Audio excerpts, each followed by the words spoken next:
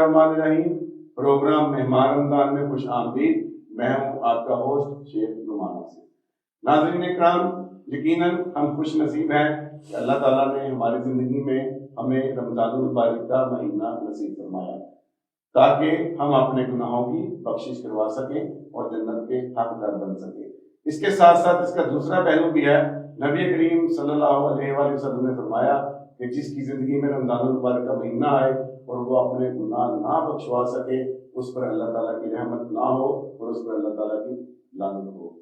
नाज़रीन इकराम, नबी करीम सल्लल्लाहु अलैहि वसल्लम ने फरमाया, रोज़ा और कुरान मोमिन बंदे की सिफारिश करेंगे। रोज़ा कहेगा, ऐ मेरे परवरदिगार, मैंने इसको दिन भर खाने पीने और शहवत ज़नी से रोके रखा, इसलिए इसके बारे में मेरी सिफारिश कबूल फरमा। और कुरान कहेगा, रात को मैंने इसे नींद से रोके रखा, इसलिए इसके बारे में मेरी सिफारिश कबूल फरमा। फिर दोनों की सिफारिश कबूल कर ली जाएगी और दोनों को बख्शिश का जरिया बन जाएंगे और जन्नत की खुशखबरी सुना दी जाएगी। नाज़रीन इकराम, रमज़ानुल मुबारक का आज पहला अशरा और 8वां रोज़ा अपने इख्तिताम को जारी है। हम पूरी कोशिश करते हैं कि अपने प्रोग्राम में रमज़ानुल मुबारक के हवाले से आपके जहन में, आपके दिल में पैदा होने वाले सवालात और मसाइल के बारे में गुफ्तगू करें। और हमारे पास हर प्रोग्राम में एक नया मेहमान और नए मौजूद होते हैं। आज के प्रोग्राम में हमारे मेहमान हैं जनाब मुफ्ती मोहम्मद नईमुल्लाह साहब। आज हम इनसे बात करेंगे और रोजे के हवाले से बात करेंगे, रमज़ानुल मुबारक के हवाले से बात करेंगे और आपके आपके तरफ से जो भेजे गए सवालात हैं उनके जवाब देने की कोशिश करेंगे। अस्सलाम वालेकुम जनाब। वालेकुम अस्सलाम। जनाब मेहमान रमजान में आपको रमज़ानुल मुबारक का महीना खैर की इजाज़त। अल्हम्दुलिल्लाह अल्हम्दुलिल्लाह, अल्लाह पाक का शुक्र। मुफ्ती साहब, रमज़ानुल मुबारक का महीना तेजी से गुजर रहा है जी। बहुत सारे ऐसे देखने में आ रहा है कि रमज़ानुल मुबारक का लोग फायदा नहीं उठा पा रहे। उम्मत मुस्लिमा में बहुत सारी कमियां भी नजर आ रही है। इसके हवाले से हमें हमारे नाज़रीन को बताएं कि रमज़ानुल मुबारक क्या है और हम इससे किस तरह फायदा उठा सकते हैं। बिस्मिल्लाहिर्रहमानिर्रहीम। शहर रमज़ान अल्लज़ी उनज़िला फ़ीहिल कुरान वक़ाल अल्लाहु तबारक व तआला फ़ी मक़ाम आख़र या अय्युहल्लज़ीना आमनू कुतिबा अलैकुमुस्सियाम कमा कुतिबा अलल्लज़ीना मिन क़ब्लिकुम लअल्लकुम तत्तक़ून। सदक़ल्लाहु मौलाना अज़ीम। सामीन किराम, रमज़ानुल मुबारक का मुक़द्दस महीना, सबसे पहली बात तो ये है कि लोग सवालात करते हैं और रमज़ानुल मुबारक के महीने पर जब गुफ्तगू होती है तो बिलउमूम ये लफ्ज़ बोला जाता है रमज़ान आ गया। तो नबी रहमत सल्लल्लाहु अलैहि वसल्लम ने इरशाद फरमाया, मुस्नद अहमद बिन हम्बल के अंदर यह हदीस पाक है, हुजूर फरमाते हैं, यूं न कहो कि रमज़ान आ गया, रमज़ान इस्मुल्लाह, रमज़ान तो अल्लाह के नामों में से एक नाम है। यूं कहा करो कि रमज़ानुल मुबारक का महीना आ गया और रमज़ानुल मुबारक का महीना चला गया। तो रमज़ान जो है ना जी, लफ्ज़ रमज़ान, हर लफ्ज़ के कई मानी होते हैं। लफ्ज़ रमज़ान भी अपनी पहचान आप रखता है। अल मुंजद, अरबी उर्दू लुगत की बैनुल अक़वामी मुतअर्रफ़ किताब अल मुंजद उठा के देखें, जो कि एक गैर मुस्लिम ईसाई की लिखी हुई है और मकबूलियत इसको ये हासिल है कि हर मुसलमान की लाइब्रेरी में ये लाजम पाई जाती है। जब हम अल मुंजद उठा के देखते हैं तो अल मुंजद लफ्ज़ रमज़ान का मानी बयान करते हुए सबसे पहला मानी यह बयान करती है कि खरीफ की पहली बारिश। खरीफ की पहली बारिश को रमज़ान कहा जाता है। तो रमज़ान को खरीफ की पहली बारिश क्यों कहते हैं?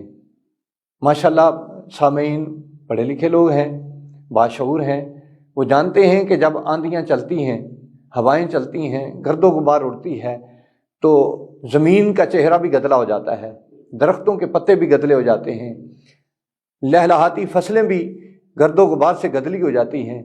और जब गदली हर चीज़ हो जाती है गर्दो गुबार से, तो जो बारिश आती है उसको खरीफ की पहली बारिश कहा जाता है। तो रमज़ान को रमज़ान कहते ही इसलिए हैं कि जब ये मुक़द्दस महीना तशरीफ़ लाता है तो हुज़ूर नबी रहमत सल्लल्लाहु अलैहि वसल्लम ने इरशाद फरमाया, मुस्नद अहमद बिन हम्बल की यह हदीस पाक है کریم آقا فرماتے ہیں کہ جب رمضان المبارک کا مقدس مہینہ آتا ہے تو اس کے آتے ہی زمین کے اوپر بسنے والے جتنے لوگ بھی ہوتے ہیں کلمہ طیبہ جنہوں نے پڑھا ہوتا ہے لا الہ الا اللہ محمد رسول اللہ، ان کی بخشش کر دی جاتی ہے، ان کو اللہ پاک معاف کر دیتا ہے۔ تو اب لفظ رمضان کا لغوی معنی ہے خریف کی پہلی بارش۔ تو جس طرح خریف کی پہلی بارش زمین کے گدلے چہرے کو دھو کر پاک و صاف کر دیتی ہے، درختوں کے گدلے پتوں کو دھو کر صاف کر دیتی ہے، لہلہاتی فصلوں کو جب دھو کر پاک اور صاف کر دیتی ہے، گرد و غبار جس طرح اتر جاتا ہے، رمضان المبارک کے مقدس مہینے کے آتے ہی مسلمانوں کے پچھلے سارے گناہوں کو معاف کر دیا جاتا ہے۔ لیکن یہ اس وقت ہوتا ہے جب بندہ رمضان المبارک کے مقدس مہینے کی طلب دل میں رکھے، جب ذوق ہوگا، دل میں شوق ہوگا۔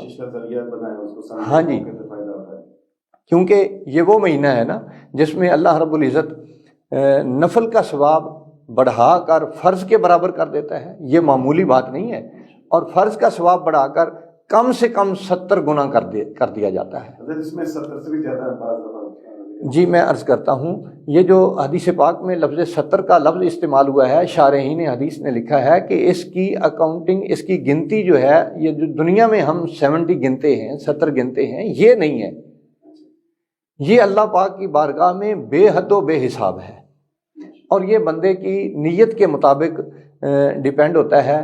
بندے کے ذہن میں جتنا رمضان المبارک کے آنے کا جذبہ ہوگا، جتنے احساسات بڑے ہوئے ہوں گے، اسی قدر پھر اجر و ثواب بھی بڑھتا چلا جائے گا۔ یہ کم سے کم کی مقدار ہے جو بیان ہوئی ہے۔ حضرت جیسے میں جو روزہ ہے، روزے کے جو فوائد ہیں وہ تو جن کے ہم سب جانتے ہیں کہ روزہ رکھیں گے انشاءاللہ اللہ تعالیٰ اس کے ہمیں ہزاروں لاکھوں کروڑ نیت کے ساتھ اسلام نے فرمایا۔ جی، روزہ اس کے علاوہ ہماری زندگی پہ کیا اثر کرتا ہے، ہمیں کیا سکھاتا ہے؟ روزہ ہمیں بہت ساری چیزیں سکھاتا ہے، جن میں سب سے پہلی چیز ہے بے حیائی سے بچنا۔ نبی رحمت صلی اللہ علیہ وسلم نے ارشاد فرمایا، مسند ابو یعلا کے اندر حدیث پاک ہے کہ کوئی بندہ بہت لڑاکا بھی ہوگا، بڑے تیز مزاج والا بندہ بھی ہوگا، اس نے جب روزہ رکھ لیا تو عصر کا وقت آ گیا تو حضور نے یہ مثال بیان کی ہے کہ بڑے لڑاکے بندے سے کوئی بندہ تنزیہ طور پر بھی پوچھے نا، بتا تیرا کیا حال ہے، تو آگے سے وہ بھی جواب دیتا ہے چپ کر یار میرا روزہ ہے۔ ہاں جی، روزہ سب سے پہلی چیز بندے کے اندر حیا پیدا کرتا ہے، اور حیا وہ چیز ہے کہ جس نے اللہ رب العزت کے ماننے والوں کو بڑی بلندیوں پر پہنچایا، اور جب حیا چلی گئی تو پھر بندے پستیوں میں گر گئے۔ حضرت ابراہیم خلیل اللہ علیہ السلام کی میں مثال عرض کرتا ہوں کہ جب نمرود نے آپ کو آگ میں ڈلوانا چاہا، آپ کو منجیک میں رکھا گیا، اس کو گھمایا جانے لگا، رسی کو کاٹنے کی کوشش کرتے ہیں، رسی کاٹی نہیں جاتی، عزازیل آتا ہے، وہ کہتا ہے نمرود میں دیکھ رہا ہوں، تو نہیں دیکھ رہا، میں دیکھ رہا ہوں کہ اس کو منجیک کو دائیں جانب سے اللہ پاک کی رحمت کے 8 فرشتوں نے پکڑ رکھا ہے، اور حضرت ابراہیم خلیل اللہ علیہ السلام کو بائیں جانب سے رحمت کے 8 فرشتوں نے پکڑ رکھا ہے، تم ان کو اس طرح کاٹ نہیں سکتے، رسی کو جب تک کاٹا نہ جائے گا یہ آگ میں نہیں پہنچ سکتے۔ تو نمرود پوچھنے لگا پھر اس کا حل کیا ہے؟ تو عزازیل جواب دیتا ہے، کہتا ہے کوئی مشکل نہیں، آسان کام ہے، 3-4 خواتین کے سروں سے دوپٹے اتروا دو اور یہاں بھیج دو، جہاں خاتون کے سر سے دوپٹہ اترا ہوا ہوگا وہاں رحمت کے فرشتے نہیں آتے۔ تو نمرود نے ایسا ہی کیا، وہ 4 خواتین کے سروں سے دوپٹے اتروا کر وہاں بھیجا گیا، رحمت کے فرشتے چلے گئے، جو ہی رحمت کے فرشتے گئے تو رسی کٹ گئی۔ ابراہیم خلیل اللہ علیہ السلام آگ میں تشریف لے گئے، آگ کو حکم آ گیا یا نار کونی بردم و سلاما علی ابراہیم، اے آگ ابراہیم علیہ السلام پر ٹھنڈی ہو جا۔ آگ سلامتی والی ہو گئی، ابراہیم علیہ السلام آگ میں تشریف لے گئے۔ نمرود کی بیٹی اب اپنے محل کی چھت پہ کھڑی یہ منظر دیکھ رہی تھی، کتب احادیث کے اندر یہ تفصیلاً موجود ہے، وہ کھڑی دیکھ رہی ہے کہ میرا باپ جس بندے کی مخالفت میں سارے جہان کو اپنے ساتھ ملا کے کھڑا ہے، آگ کا تو اس نے بال بھی بکا نہیں کیا۔ اس سے معلوم ہوتا ہے کہ یہ بندہ سچا ہے۔ اب میں اس کے لیے کیا کر سکتی ہوں؟ میں اپنے باپ سے لڑائی تو نہیں کر سکتی، الگ محاذ تو نہیں کھول سکتی، ہاں میں اس کے لیے جس طرح اس کو آگ میں ڈالا ہے میں اپنی جان تو دے سکتی ہوں. تو اس نے نمرود کی پلید باپ کی بیٹی نے ابراہیم علیہ السلام کی محبت میں اپنے محل کی چھت سے آگ میں چھلانگ لگا دی. اللہ پاک نے فرمایا، جبریل عرض کرتے ہیں جی رب جلیل، فرمایا دیکھ رہا ہے کہ نمرود کی بیٹی آگ میں جا رہی ہے. عرض کرتے ہیں کہ مالک الملک اگر اجازت ہو تو اس کو جہنم رسید کر دوں؟ اللہ پاک نے فرمایا نہیں، ایسا نہیں کرنا. جبریل امین عرض کرتے ہیں مالک و مولا کیوں؟ تو اللہ پاک فرماتا ہے کہ اے جبریل، نمرود کی بیٹی کے دل میں ابراہیم کی محبت آئی تو اب اس کو یہ آگ نہیں جلا پائے گی. غیر مسلم ہے. ہاں جی، ابھی غیر مسلم ہے، آگ نہیں جلا پائے گی.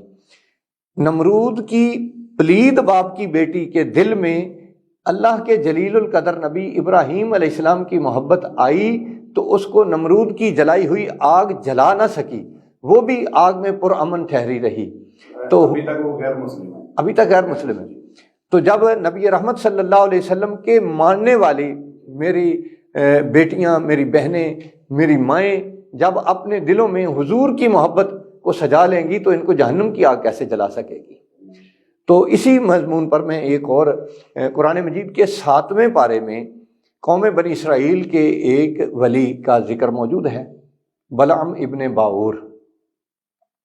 اللہ کا پاک کلام کہتا ہے کہ وہ مستجاب الدعوات ہے، وہ جو بھی دعا کرتا ہے اللہ پاک اس کو قبول فرما لیتا ہے.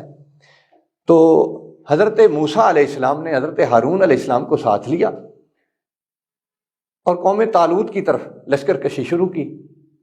اب موسیٰ علیہ السلام کا لشکر طالوت قوم کی طرف آ رہا ہے، چڑھائی ہو رہی ہے، تو وہ لشکر کامیابیاں حاصل کرتا چلا آ رہا ہے.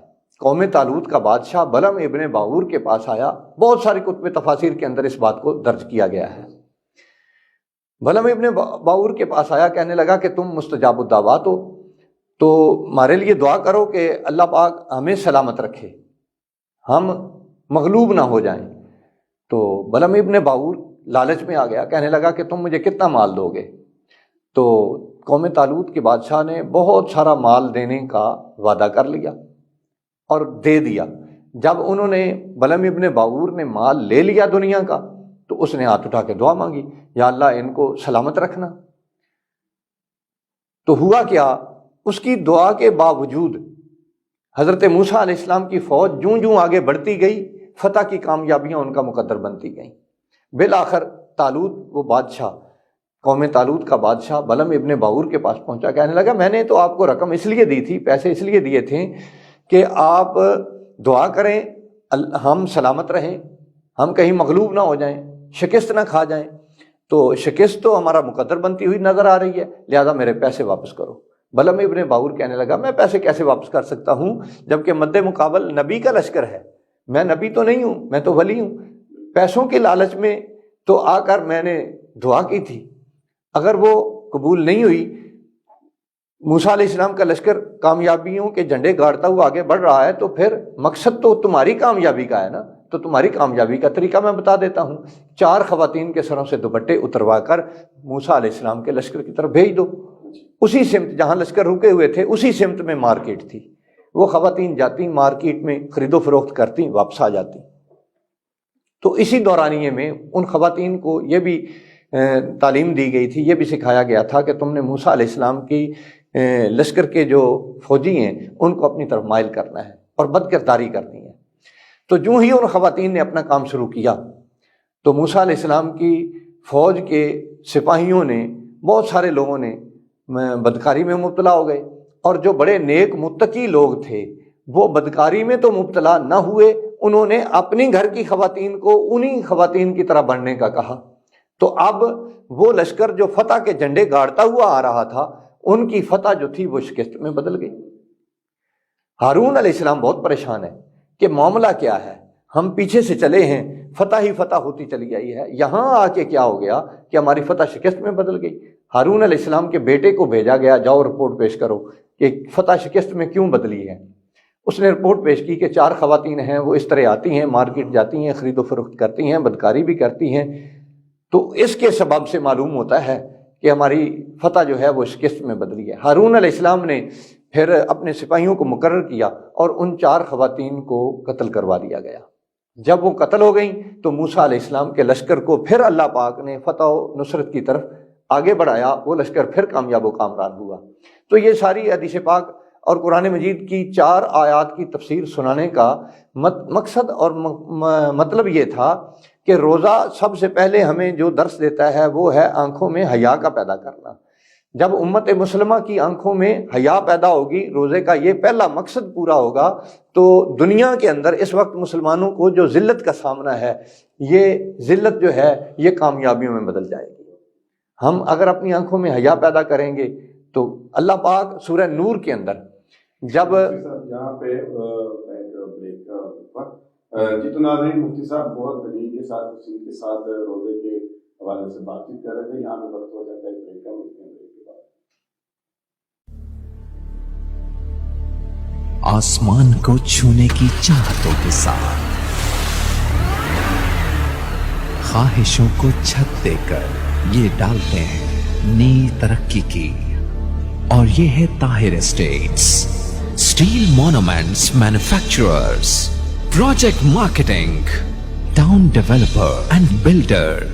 طاہر اسٹیٹس ساہیوال کا سب سے پہلا اور واحد انٹرنیشنل ISO سرٹیفائیڈ ادارہ اور چیمبر آف کامرس کی طرف سے بیسٹ اچیومنٹ ایوارڈ حاصل کر چکا ہے، جنہوں نے ساہیوال میں ریزیڈینشل اور کمرشل پراپرٹی میں مارکیٹنگ کو دی ایک نئی پہچان۔ ساہیوال میں کامیاب projects, Jeevan city, safari city Okara, Al-Razzaq villas, Eden garden, Gulshan Zainab, Farid avenue, Alhamra block, Sahiwal Estate, a new project in Arifala Defence City Housing Scheme.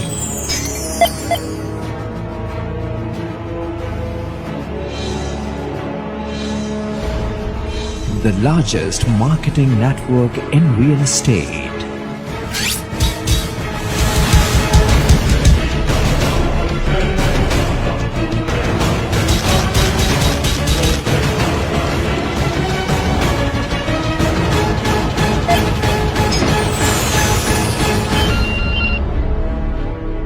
Tahir Estates, Commercial Plaza number 1, Jeevan City Phase 1, Main Mudhali Road, Sahiwal. UN number 923041110300.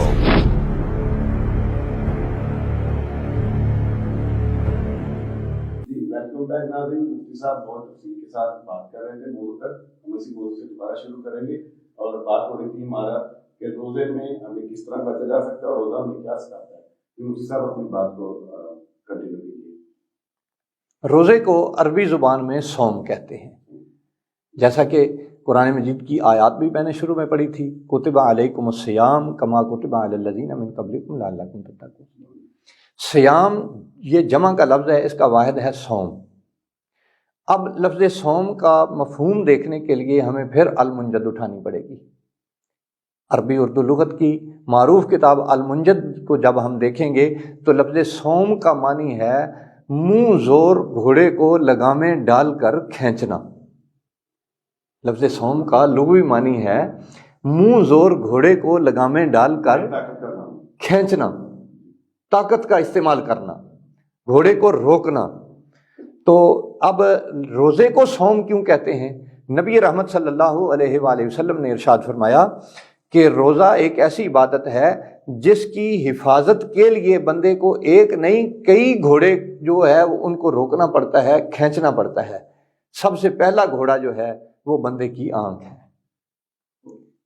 آنکھ آج کے اس دور میں دیکھتا ہوں، آپ بھی دیکھتے ہیں، ہمارے ہی اپنے گھروں میں میری بیٹیاں، میری بہنیں، میری مائیں، وہ کس طرح ان کا شب و روز گزرتا ہے، ان کے لباس کی کیفیت کیا ہے۔ تو آنکھ کا گھوڑا جو ہے نا، اس کو سب سے پہلے روکنا انتہائی ضروری ہے کہ آنکھ کی حفاظت ہو۔ نبی رحمت صلی اللہ علیہ وسلم نے ارشاد فرمایا نا، بہت سارے روزہ دار ایسے ہیں جن کو بھوک اور پیاس کے سوا کچھ ہاتھ نہیں آتا، صرف بھوک ہی بچے گی۔ اس کی وجہ یہ ہے کہ انہوں نے روزے کے جو تقاضے تھے وہ پورے نہیں کیے. پہلا تقاضا ہے آنکھ کی حفاظت کا. آنکھ کی حفاظت نہیں ہو سکتی. ہم میں سے جو بڑا بھی نیک اور متقی بندہ ہے نا، وہ غیر محرم کی طرف نہیں دیکھتا.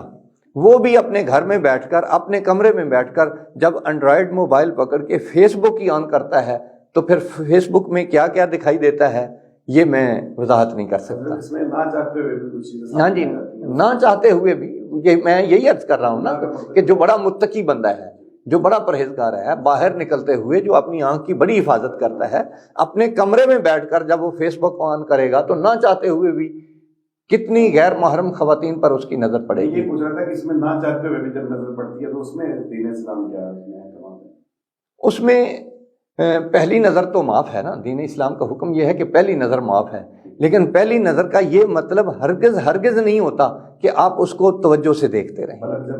پلک جھپنے کی مقدار میں آپ اپنی نظر کو پیچھے ہٹا لیں تو حیا پیدا ہو گئی، آنکھ کی حفاظت ہوئی. تو نبی رحمت صلی اللہ علیہ وآلہ وسلم نے ممبر پر قدم رکھا خطبہ ارشاد فرمانے کے لیے جمعے کے دن، تو حضور نے فرمایا آمین. صحابہ نے عرض کی یا رسول اللہ اس آمین کا مطلب کیا ہے؟ یہ حضور نے اس سے پہلے کبھی نہیں فرمایا. حضور نے وہ 3 مرتبہ آمین کہا تھا، میں ایک ہی بات کر رہا ہوں. تو حضور نبی رحمت صلی اللہ علیہ وسلم نے ارشاد فرمایا کہ جبریل امین نے سدرۃ المنتہا کی بلندیوں کو چھوڑا، سدرہ کی عظمتوں کو چھوڑا، میرے ممبر کے پاس آ کر کھڑے ہوئے اور انہوں نے آ کر یہاں یہ دعا مانگی، اے اللہ جو بندہ رمضان المبارک کا مقدس مہینہ پائے اور اس میں تیری رضا کو حاصل کر کے اپنی بخشش نہ کروا لے، وہ بندہ ہلاک ہو جائے. تو میں نے کہہ دیا آمین. تو روزے کے اندر سب سے پہلی بات لڑائی جھگڑے سے پرہیز کرنا، اپنی آنکھ میں حیا پیدا کرنا. اور اگلی بات، روزہ جو ہے یہ اللہ پاک کی سنت ہے. سحری اور افطاری یہ نبی رحمت صلی اللہ علیہ وسلم کی سنت ہے. مسلمان اپنی زندگی کے شب و روز اوڑھنا بچھونا، اٹھنا بیٹھنا، چلنا پھرنا، کھانا پینا، سارے معاملات بڑی کوشش کر کے حضور کی سنت کے مطابق اگر اپنے آپ کو کر لے تو اللہ رب العزت کی رضا اس میں ہے کہ اللہ بندے کو حضور کے عکس میں ڈھلا ہوا دیکھتا ہے. تو روزہ جو ہے یہ اللہ کی سنت ہے. کیسے کہ اللہ رب العزت مالک الملک ہے، وہ سارے جہان کو روزی دیتا ہے لیکن خود کچھ نہیں کھاتا. اس نے کبھی کچھ نہیں کھایا، کبھی کچھ نہیں کھایا، نہ وہ کھانے کا محتاج ہے کیونکہ وہ ہمیشہ سے ہی کچھ نہیں کھاتا. تو اس لیے اللہ کو جب بندوں سے پیار آیا تو اس نے بندوں پر روزہ فرض کیا کہ جب یہ کچھ نہ کھائیں پئیں گے تو پھر اللہ کی سنت پر عمل پیرا ہوں گے. جب اللہ پاک کی سنت پر عمل پیرا ہوں گے تو پھر اب حدیث قدسی حضور نے فرمایا الصوم لی وانا اجزا بہ، جب بندہ روزہ میرے لیے رکھتا ہے تو اس کی جزا میں خود ہوتا ہوں. باقی نماز کی جزا میں جنت ہے، حج کی جزا میں جنت ہے، باقی اعمال صالحہ جتنے بھی ہیں ان کی جزا جنت ہے. اگر روزہ رضا الہی کے لیے رکھ لیا گیا تو اس کی جزا خود رب کریم کی ذات ہے، اس کی صفات نہیں ہے. اور آگے ایک اور بات ہے، چونکہ روزہ نہ کھانا پینا یہ اللہ کی صفت ہے اور روزہ رکھ کر بندہ اللہ کی سنت پر عمل پیرا ہو رہا ہوتا ہے. اللہ بذات خود تو کچھ نہیں کھاتا، کچھ نہ کھا پی کر وہ سارے جہان کو پالنے والا ہے. الحمدللہ رب العالمین، تعریف اس رب کی جو پالنے والا ہے سارے جہانوں کو، چونکہ وہ سارے جہانوں کو پھر پالتا ہے. بندہ جب روزے کی کیفیت میں ہوتا ہے تو اسی لیے پھر رمضان المبارک کے مقدس مہینے میں بندے زکوٰۃ بھی دیتے ہیں، صدقات بھی دیتے ہیں اور افطاریوں کے اہتمام بھی کرتے ہیں. بڑا اچھا ماحول بنتا ہے. آج افطاری آپ میری طرف کریں گے، کل آپ میری طرف کریں گے، اگلے دن میں نے آپ کی طرف آ کے کرنی ہے. یعنی ہاں جی، بندہ نہ کھاتے پیتے ہوئے جب دوسروں کے کھانے پینے کا اہتمام کرتا ہے تو اسی کی جزا یہ ہے الصوم لی وانا اجزا بہ. ہاں جی، یہ روزے کی ایک صفت ہے. اچھا، آپ نے ایک واقعہ سنایا تھا جس میں نمرود کی بیٹی کے والد جاتے ہیں. جی جی، اس میں یہ بتائیں کہ اس میں ایک بات سامنے آتی ہے، ایک سوال سامنے آتا ہے کہ غیر مسلم کو جب اس طرح وہ اسلام کی طرف رجوع ہو یا پسند کرے اسلام کو لیکن وہ اسلام قبول نہ کرے تو اللہ تعالیٰ کی طرف سے اس میں کچھ چھوٹ ہے دنیا یا آخرت میں؟ جی نہیں. غیر مسلم کلمہ پڑھنے والا چاہے نیکی کے جتنے بھی کام کرتا رہے، جتنے بھی کام کرتا رہے، اس کو فائدہ دنیا میں ہی اس کا ہوگا، آخرت میں کافر کے لیے کوئی حصہ نہیں ہے. وہ ایک بڑا معروف آدمی ہے، بڑا سخاوت میں مشہور تھا، نبی رحمت صلی اللہ علیہ وسلم کی زاری حیات طیبہ سے کچھ پہلے کی بات ہے، حاتم طائی میرے ذہن سے ابھی اس کا نام سکپ ہو گیا تھا۔ حاتم طائی بڑا معروف آدمی تھا، بڑی سخاوت کیا کرتا تھا، مشہور بات ہے اس کی حویلی کے 7 دروازے تھے، ایک ہی بندہ مانگنے والا اس کے 7 دروازوں سے آ کے سوال کرتا تو وہ اس کو دے دیتا، یہ پوچھتا نہیں تھا کہ پہلے دروازے سے لیا ہے یا 6 دروازے سے لے چکا ہے، اب 7ویں پر کیوں آیا۔ حضرت عائشہ صدیقہ رضی اللہ تعالیٰ عنہا، ام المومنین، صدیق باپ کی صدیقہ بیٹی، محبوبہ محبوب رب العالمین، انہوں نے کریم آقا کی بارگاہ میں عرض کی، صحیح مسلم شریف کے اندر یہ حدیث پاک موجود ہے کہ کریم آقا حاتم طائی بڑا سخی تھا، اس کی سخاوت کیا اس کو کوئی فائدہ دے گی؟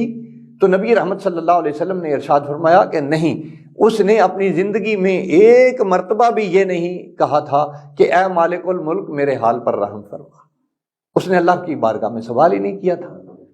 ہمارے ملک پاکستان میں لاہور چلے جائیں، بڑا معروف شہر ہے لاہور، گلاب دیوی اسپتال ہے، ایک ہندو نے بنایا ہے،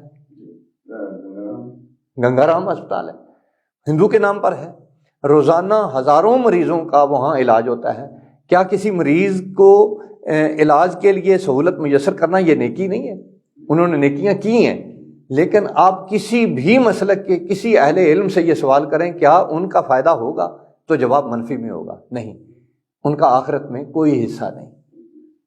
جی بہت خوب، ماشاء اللہ۔